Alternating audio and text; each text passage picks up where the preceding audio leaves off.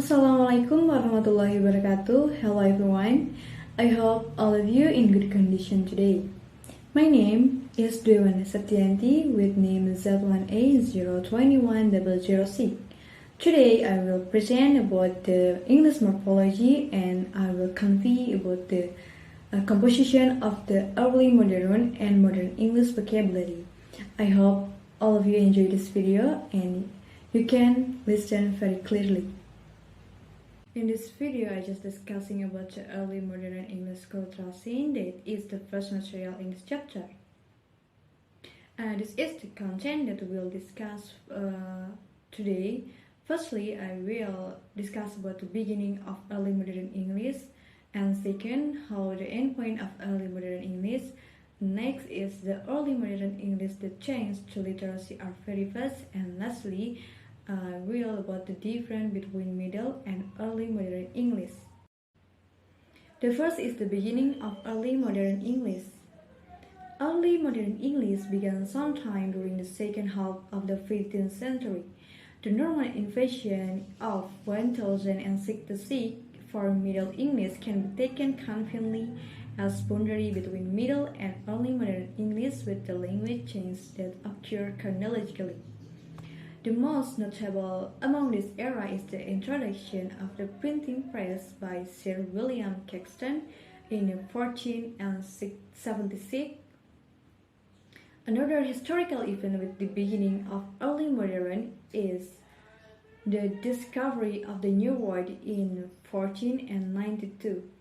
Okay, next is the endpoint of early modern English coincide with two important events that took place in the second half of the 18th century, marked by appearance of two-volume Dictionary of English in 1755 by Samuel Johnson, and the dictionary boosted enormously the first stage of English lexicographical research.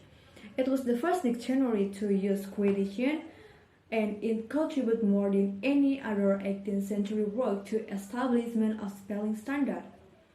And then another important event is the American Revolution in 1776. Along with their political independence, Americans began to develop more linguistic autonomy relative to British English. The early modern linguistic period. Most historians identify the Renaissance with the time prior to revolutionary event of the middle of the 17th century. There are the English Civil War of the 1640, Oliver Cromwell's Protectorate, and the restoration of Charles II in 1660. The broader time span for early modern English is justified for two reasons. The first is the cultural impact of the Renaissance continued beyond the political event of the 17th century. The revival of classical learning had a strong and permanent effect on the intellectual life of the next century. And second reason is a highly literate stage in the history of language. Okay, next, the difference between middle and early modern English. In most general terms, is in the number of people who had access to books and could read that caused by invention of the Caxton printing press for mass production of books. Heightened literacy means wider exposure to new texts and new words. The more people read, the smoother the channels for adoption of new words. Literacy was highly respected and could ensure one's privileged place in society. Reading and writing were skills expected only from the clergy and specially trained copies, now as scrivener. After that, books become part of everyday middle-class life.